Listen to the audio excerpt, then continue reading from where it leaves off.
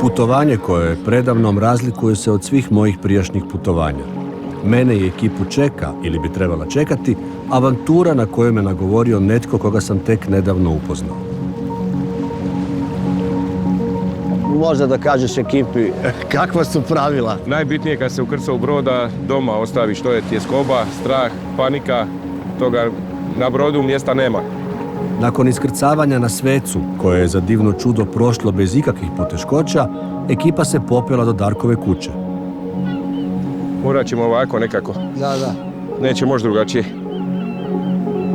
A posjetili smo i jedini naseljeni južni pučinski otok, Biševo. Pa i dan danas se prenose te popularne priče, ali geološki neutemeljene, da se radi o vulkanskim otocima. Dakle, oni nemaju korijen u svom nekom vulkanu, ali su vulkanskog postanka. Palagruža je išla na špic, Palagruža je radilo oko 300 ljudi i 100 mazaka je bilo tu.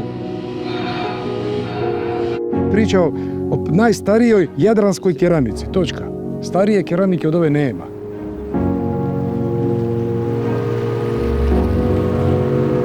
Zašto je Jabuka tako nekakva posebna, mistična?